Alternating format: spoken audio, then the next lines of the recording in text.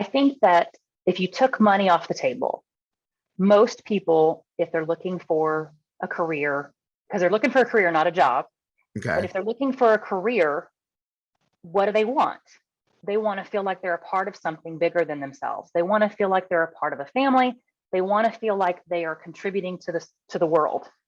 And so it can't just be you're going to make X amount of dollars per hour. You're going to work X amount of hours. No, it's bigger than that. Who are you? What are you going to bring to the table? What are we going to bring to you? And really creating a relationship. But it's also about transparency.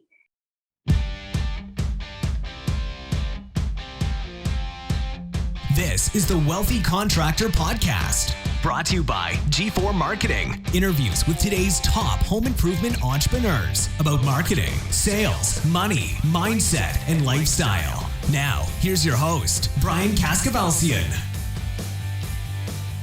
Hello, everybody, and welcome to another episode of the Wealthy Contractor Podcast. This is Brian Kaskavalcian from G4 Marketing Group. And with me today is Michelle Boykin from Rackley Roofing. Michelle, welcome. Thanks for being here. Thank you for having me, Brian. I'm excited. So I was just telling Michelle, so Addie went to, I'm going to get the name wrong, but a couple of weeks ago at IRE, there was a special breakout session just for the women in Roofing. Women in roofing. Okay. That's the women in roofing. Yes. Simple as that. Women in roofing.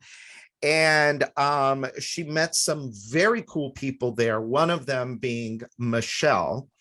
And, one of the things that we've been trying to do here is find you. And I speak of you in general terms because women run, I don't know, I think that women rule the world. Women run everything. But Totally in a lot of cases, especially in this industry, you guys are behind the scenes. We don't see you, right? And so it's awesome that you guys have, you're getting together, you're meeting others, and it's awesome that you're coming on here so we can get your great perspective on what it takes to be successful in this business. So with all that build up for you, Michelle, how did you get into roofing business? How did you run a big, huge roofing company?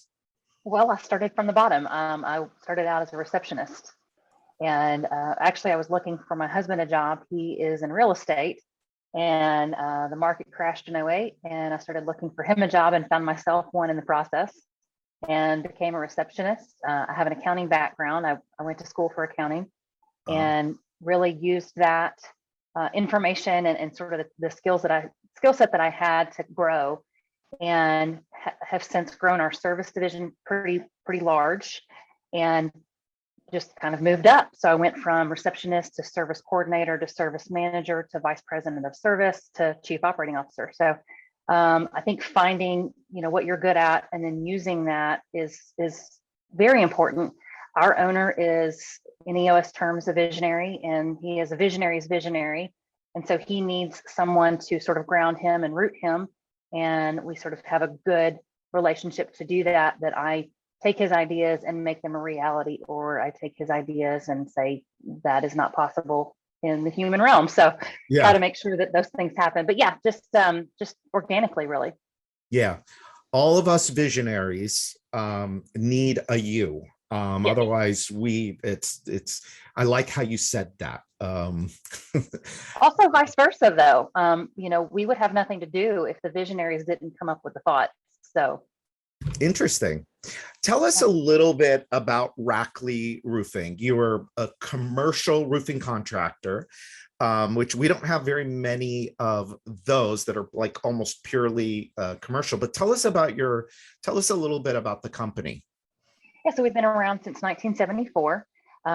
We are on a third generation owner, but none of them are related. Typically you see family businesses, and that's not the case for us. Each time they were bought out.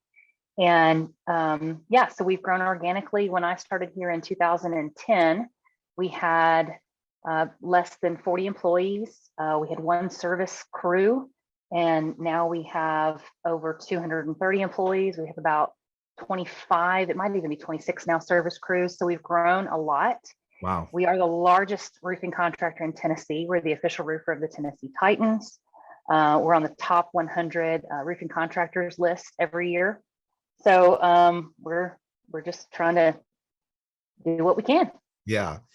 So let's talk about, so I was telling Michelle before we started the recording that I don't know, it was either last year or the year before, I saw an article where I don't know if they were featured or they were part of, I'm sure you've been in a number of articles, but I remember the one, and I tore it out and I meant to reach out to them, and, you know, things got in the way. And, but the article was about training that you guys are starting to develop your own in-house training.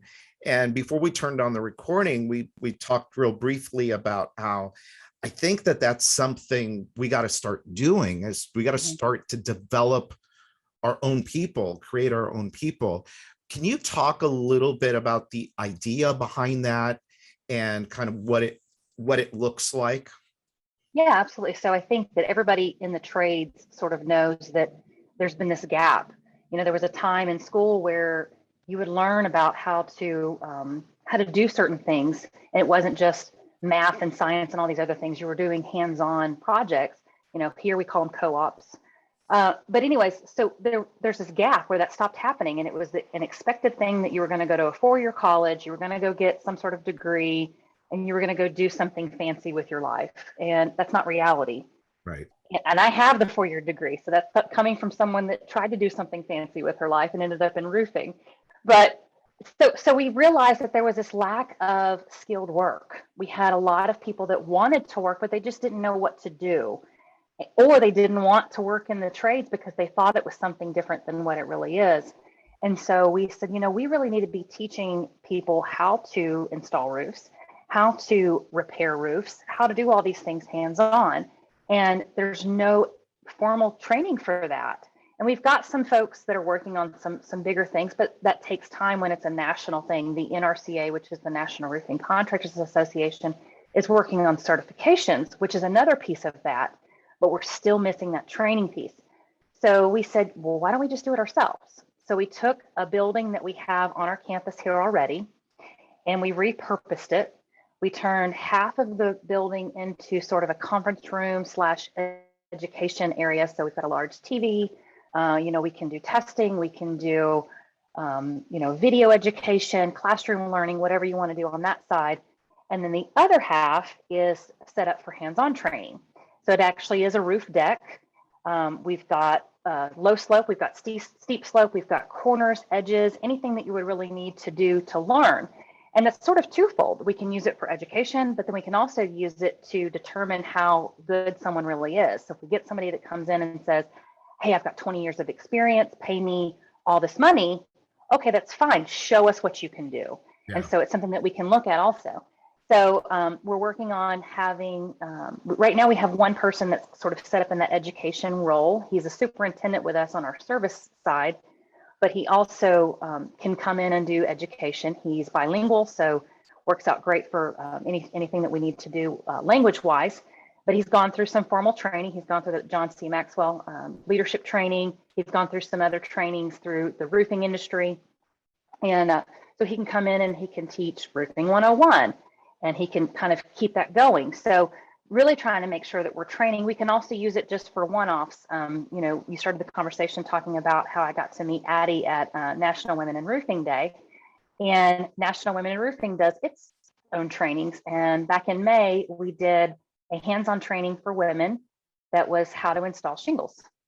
And we're mostly commercial. Yeah, so I don't really know much about shingles. I mean, EPDM roof, I'm good, but shingles, not so much. And so we did a hands-on training where we brought all of the Tennessee Council ladies in, and we installed shingles, but we were doing it remote. So our group was meeting in person, meeting remotely with 2 other councils across the country. And then that was being broadcast across the country. So everybody got to learn at their own pace. And it was a really great event. And having that space available made it so easy to do. Yeah, that's interesting. So how does it, I mean, obviously, the first thought is going to be for somebody listening, well, yeah, they're a huge company. They can do all of this. I think you got to do it regardless of size, whether you're a huge company or a small company. I think you've got to do this, especially with, I mean, right now, backlogs, labor being such a big issue. Yeah, we have material shortages. That'll get worked out. The labor issue is going to stay with us for years. And so this is a big problem that everybody's got to solve. So do you mind if we kind of unpack that whole thing a little bit and talk a little bit about first off, how do you get people interested? That's a marketing game. It's like, yeah, right? How do you get people interested? And are you going after younger people? Who are you kind of targeting? So I would say, first of all, when we started really looking at this education piece, we weren't as large as we are. We've grown a lot in the past few years. So this was something that really, once we started to look at, has, not that that's the only thing that's affected our growth, but I think that it has affected our growth, because when employees feel empowered and they feel like you care enough to, to pour into them, then they're interested and they want to be employed with you. So I wouldn't be afraid of the number there, but I think that we've done a really good job of developing a culture. And so we're getting a lot of referrals from employees that we already have. We were having a county fair a couple of months ago, and one of the daughters of one of our service technicians that's been with us since I've been here, I remember when she was like 4, and she would come into the office and, she would play with whatever was at my desk, and now she's 16. And, she's like, hey, I think when I turn 18, I want to come work for you guys. And she's dead serious. She wants to come work for us. And she's asking, what can I do now to work on that when I turn 18 to come work for you guys? Wow. So I think developing a culture where people's families want to come work for you and your friends want to come work for you is important. And I don't mean that in that, sort of unicorns and rainbows sentiment. Really pour into your employees, let them know that you care, and that will bring folks along. Now we do some, job fairs and marketing. We do a lot of television commercials, and we don't do commercials that are, hey, come buy a roof from us, or, we've got the special going on. It's more about who we are as a company. So currently we're running an ad where we have our employees talking about they, meaning the world, they said. So for instance, I say they said a woman or only a man could be a roofing executive. That's the world is saying one thing, but we're doing something else. And we have a guy that's, he got over a pill addiction, and work really helped him do that. And so he says, they said that an addict will always relapse. Well, he's not. And different things like that. So we're talking about sort of what the world says we are and what we say we are, and putting that out there to the world. And so really looking at who you are as a company and what kind of employee you want, and then just being really honest about that. I want this kind of employee, and I want, this kind of relationship with them, and growing that. Yeah. It's interesting that you talk about culture. Culture's become a big thing. I quite frankly didn't really, quote unquote, get it until we really got into EOS 3 or 4 years ago. And it's kind of like, I'm not sure how you would define it, but to me, it's kind of like the personality of the company. These are our values. Absolutely. Kind of like your home, right? When I walk into your home, these are your, it's going to become pretty obvious pretty quickly what your family's values are, right? Yeah. How do you go about, if you're a smaller company, how do you go about figuring out what your culture is and then creating a culture that is attractive? We felt the same way when we started EOS. There was always sort of this this thing in the air, and we never had a name to it until we started doing EOS and we figured out what our core values were. But I think that from day one, it was very apparent that we had a culture of respect. You know, I am a woman in a male-dominated industry, but I never felt like I was being held back because I was a woman. And I never felt like I was being mistreated as a woman in this industry because we had a culture of respect. And we didn't have a name for it. And we didn't have because we have 6 core values now. We didn't have the 6 core values listed, but they were always there. And we did the EOS exercise where you list off the 2 or 3 or 4 people that you would clone if you could, and what are their personality traits that really intrigue you. And we did that, and we kind of all came up with, some of them were the same people, some of them were different. We all kind of came up with the same or similar words. And we're a huge Patrick Lencioni fan, read all of his stuff. And so 3 of ours are from the Ideal Team Player, Humble, Hungry, Smart. And we really just built on that. And so I think that it's a lot, I'm making it sound more simple than it is, but I think it's a lot easier than you think it is too. Well, I think it's simple in coming up with, really, we could sit down for a couple hours and we can do some exercises and we can figure out, okay, these are our quote unquote core values. This is who we are as a company. I think the hard part is living those values. Yes.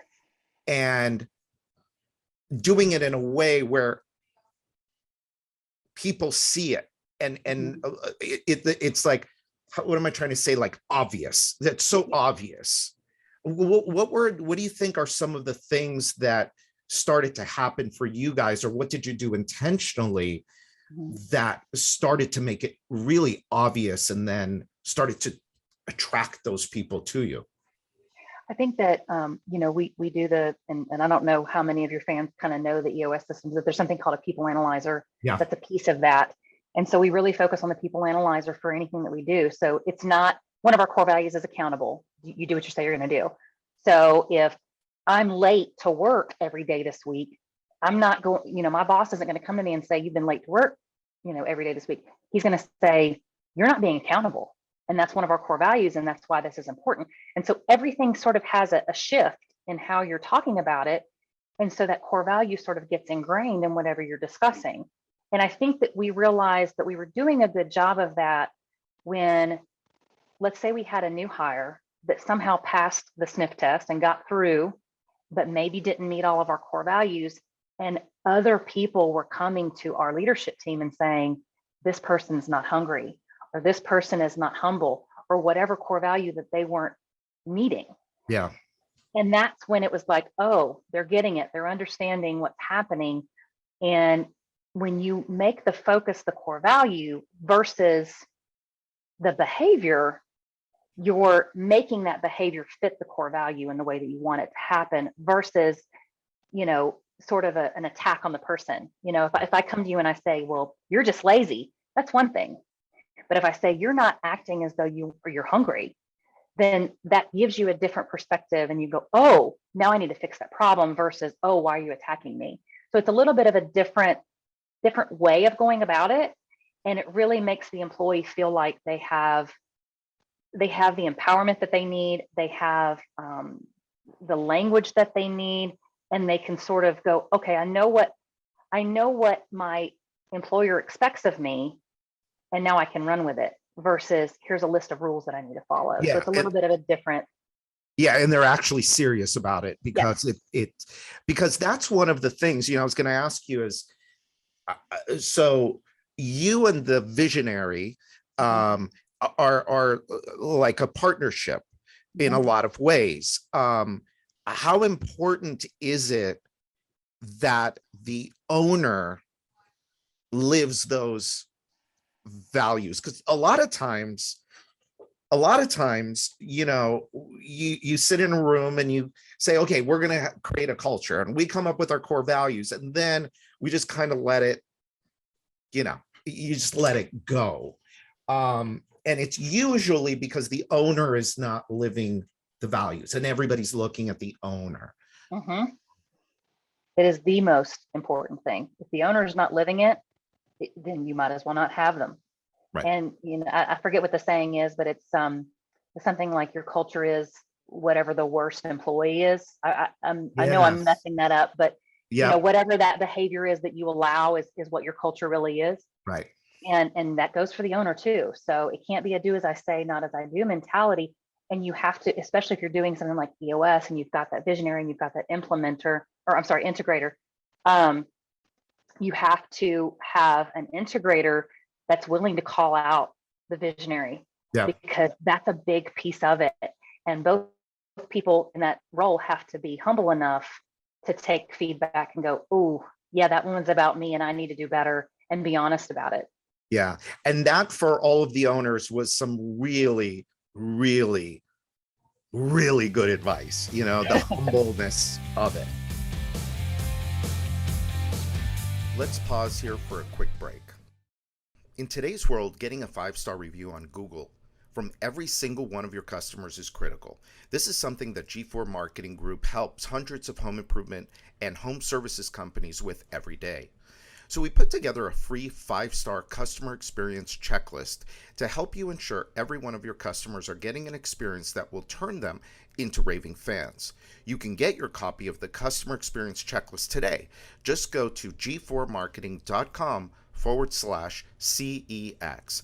The checklist will walk you through 30 points in your customer journey that you can improve today. That way, you'll be able to turn today's customers into tomorrow's leads, sales, and profits.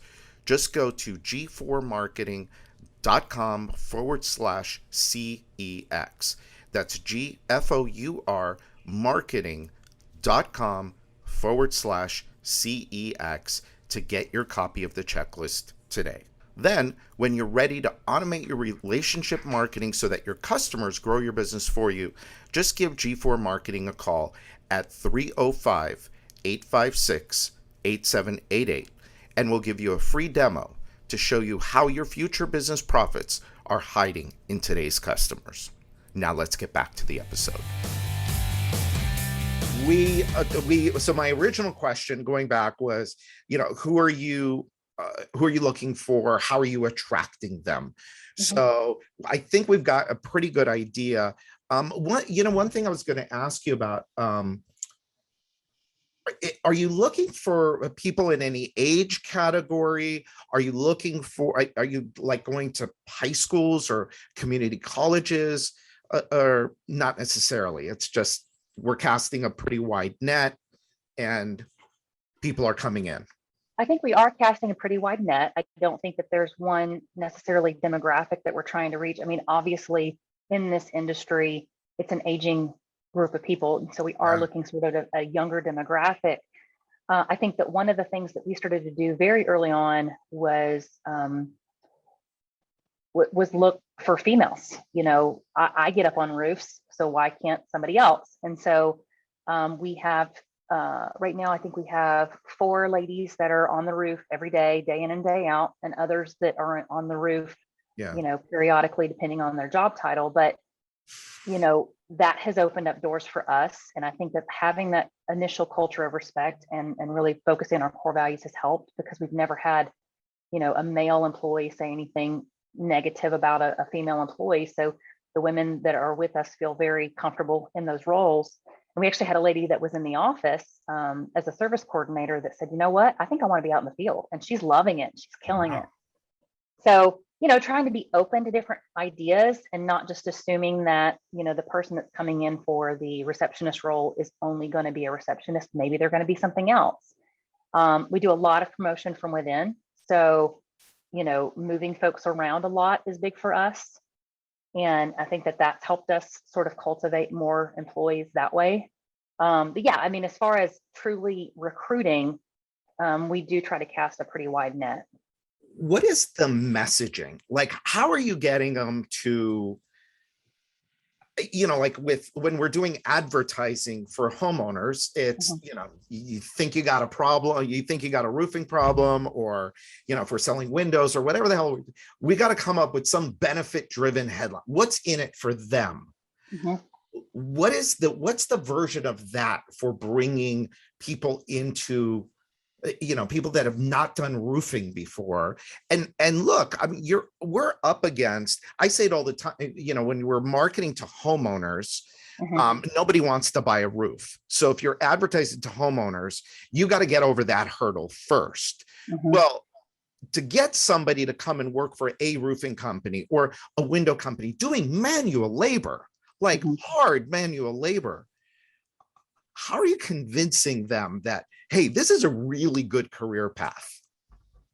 Well, I mean, I think that if you took money off the table, most people, if they're looking for a career, because they're looking for a career, not a job, but if they're looking for a career, what do they want? They want to feel like they're a part of something bigger than themselves. They want to feel like they're a part of a family. They want to feel like they are contributing to the world. And so it can't just be, you're going to make X amount of dollars per hour. You're going to work X amount of hours. No, it's bigger than that. Who are you? What are you going to bring to the table? What are we going to bring to you? And really creating a relationship. But it's also about transparency. As business leaders, it's our job to be transparent with our employees. Now, that doesn't mean that we have to tell them every nickel and dime and all the stresses that we have going on. I mean, gosh, I can barely deal with that. Why would I want to put that on them? But I want to be honest. Here's where we plan on being in 10 years. Here's where we plan on being in 5 years. And here's why it's important that you fill out that form that you hate to fill out every day, because here's what happens to it after that fact. So being really open and transparent with, with everybody from every level so that they know what's going on and why it's important makes a difference. So I think that if you can convey that to the outside world, then they get a better understanding of why it is that they should come work for you. I love, and by the way, when you see me turning and going somewhere else, I'm writing things down. I've got my notes here, but I just wrote career, not a job. I think that's very powerful of what you said. I think that answers that really tells me how you think about it, which then means this is how it's translated as it goes down the chain. And I think that that's really powerful because that is a problem. I think a lot of people are hiring for a job. We're looking for somebody to do a job. We're not helping them create a career. And it's funny, I was talking with somebody the other day who has an older crew, smaller company, and wants to bring on new people. And he was talking about one of his people on the crew that he's I want to say in his 50s or maybe early 60s, and he's slowing down and, he's got an expiration date. Yeah. But the guy has been with the company for his entire adult life. He's paid off his house, right? He's obviously got some money put away because he's slowing down and he knows he's got an expiration date. And I said to my client, I said, wow, why aren't we telling that story? You come and you work for us. Not only can you buy a house, but you can actually eventually pay it off. And I think that's exactly what you're talking. And I didn't know how to actually say it concisely and easily like you just did, but think career, not just a job. That's really, really good. Okay. So you get them, they come in, and you guys have a training center. So let's, whatever she says about training center, I say it like with a call center, whether you have 1 or you have 100, you have a call center. So whether you have 100 square feet for training or you have 100,000 square feet for training, doesn't matter. We're talking about the same concept. So how long is your training program? It depends on the person. So, we do get a lot of employees that, are experienced. And so there wouldn't Let's really say be. they're not. Let's say they're not experienced. How long is it? I mean, if I had to put a number to it, because it's not a standardized thing, I would say probably 6 months.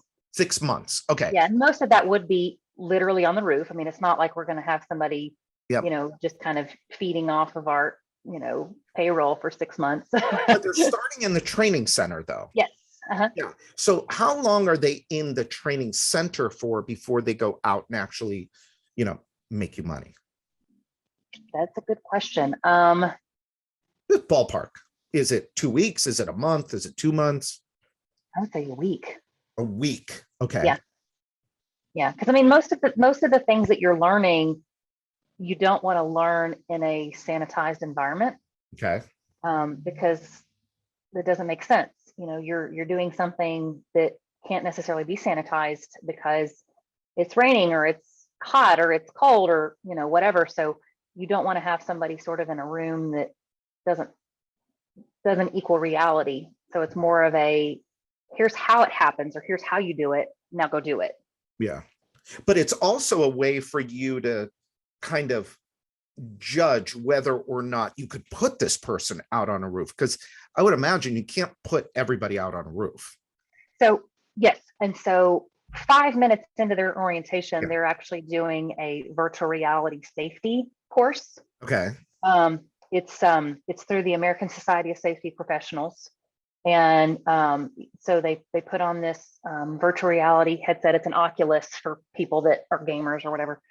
But yeah, they put this headset on and they're virtually on a roof and they're the safety manager. So they point out safety hazards. It takes about 20 minutes. So they point out safety hazards.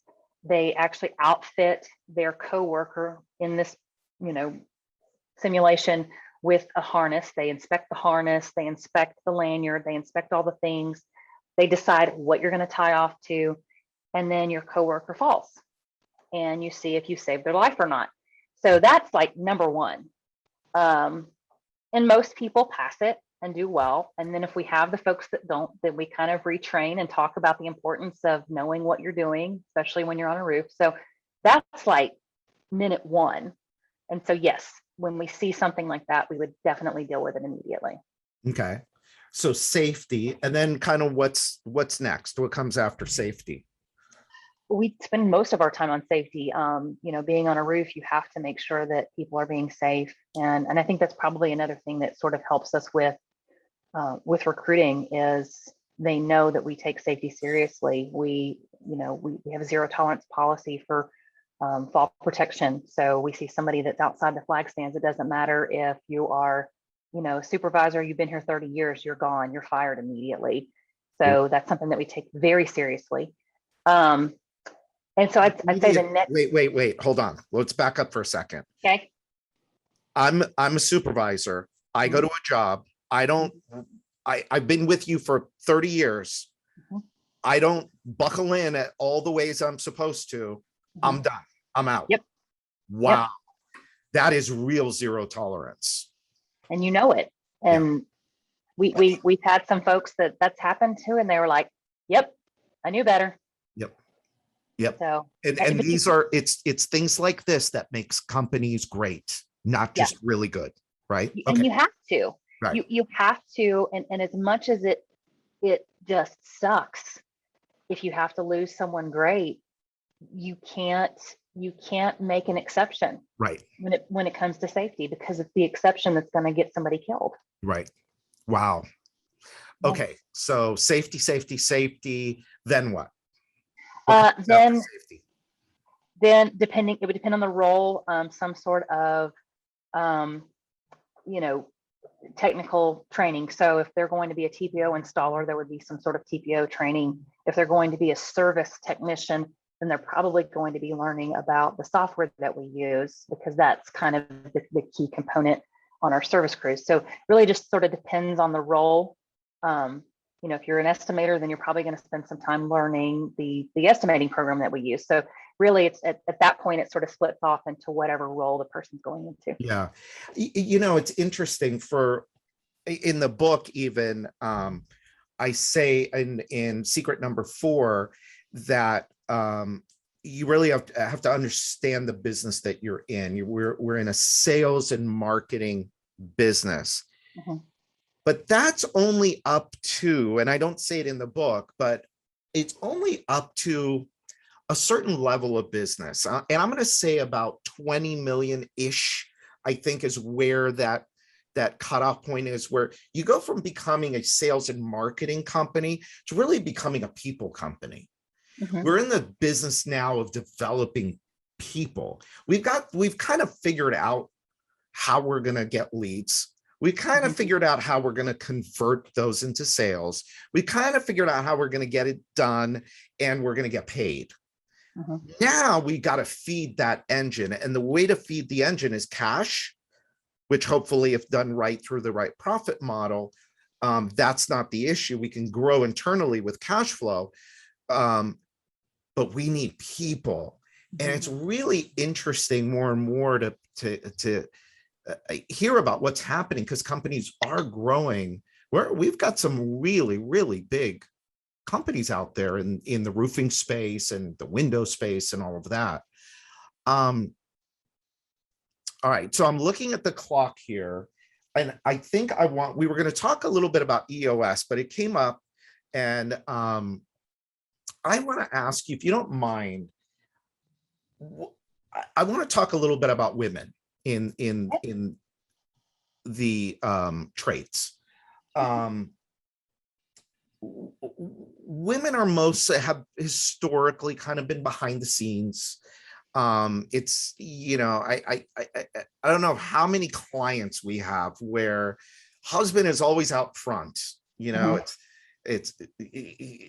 the person that everybody's always talking about, but it's his wife that's in the office that's actually doing all the work. That's just, she likes it. She's back there. She's, doing the paperwork, dealing with the people, dealing with the office, dealing with all of that stuff. And then we've got owners, and then we've got executives like you, and we've got, and all across the board, and it's becoming more and more. What is kind of your advice to women that are involved in this business? What advice do you have for them? It's funny. I've been in the roofing industry for quite some time now, and I'm fairly well known in the roofing industry just because our company is out there and I'm so involved in National Women in Roofing. But it's still, if I go somewhere with my husband who has nothing to do with roofing, they always start talking to him. How do you do this? And how do you do that? And, and he says, I don't have any idea. She's the roofer. And I was actually at the trade show back in Vegas, and I was at one of the booths, and I thought I saw this really cool product, and I was so excited. I was like, oh, this is great. We're going to use this. And the guy handed the pamphlet to my boss and to another gentleman that was with us, didn't hand me a pamphlet. And so I said, hey, just so you know, I'm the roofer here. And I said, this is just a lesson, for you, so that you don't, because it bothers me, but I'm not like offended by it. Yeah, that's good. And so, I said, but somebody else might be. And, I'm teaching you a lesson here. Just give the pamphlet to everybody. You don't know who the roofer is. Yeah. But I would say for women, we've got this great organization, especially in roofing, called National Women in Roofing. But if you're in a trade, find an organization that you can join that's going to have women that are going to empower you and that are going to collaborate with you. We have this organization, and we have a local chapter, the Tennessee Council, and I walk in the room and my competitors are there. But when we step foot in that room, we're no longer competitors. Yeah. We're friends, we're allies, we're there to support each other. And some of my best friends are people that are in this group with me. And I can call anybody anytime and say, hey, I need help with this. Or, do you have advice? Or just, oh my gosh, today has been terrible. Can we just, take a breather for a minute? And so really just finding women that you can connect with or that have done it ahead of you that you can learn from has been really great. I've got some great mentors that have really sort of helped me through this space. But I do have to say to the men, support the women that support you. My boss is a man, and he has been nothing but supportive of me. In fact, he's really pushed me out of my comfort zone. There's no way that 10 years ago I would have been doing this podcast, even if I was in this position. I am an introvert. I don't like, the spotlight. And he said, no, you need to do this. This is important for us. This is important for the company. But more importantly, this is important for you as a person. And so if you're a man and you're listening to this and you have, a right hand and she's a woman, or really if it's a man too, if you have a right hand that's really getting the things done for you, support them and empower them, because that's the most important thing. Then they're going to support and empower the next, and then they're going to support and empower the next, and so on and so on. So, yes to the women, find some women to kind of lean on, but really more importantly, support the people that support you. Wow. Beautifully said. Michelle, this has been great. I thank you so much for taking the time. And wow, I don't get impressed very easily, but I took a whole bunch. Look, I got a whole page of like Michelleisms that I think are just awesome. And thank you so much for being here. I appreciate it. By the way, does the National Women in Roofing, is there a website that people can go to? Yes, national. I'm going to mess it up. I think it's nationalwomeninroofing.org. Okay. I believe we'll look. You know what? We'll look for it and we'll put it in the show notes. But it's nationalwomeninroofing.org. Just do a search for it. It'll show up. Okay. Yes. Mm-hmm. Wonderful. All right. So again, Michelle, thank you so much. I appreciate it. And everybody listening, great episode. This is one to go back and listen to. Career, not a job. Culture, referrals, the training program. This was just loaded with really good stuff. So until next time, this is Brian Kaskavalsian with G4 Marketing Group, and this is the Wealthy Contractor Podcast.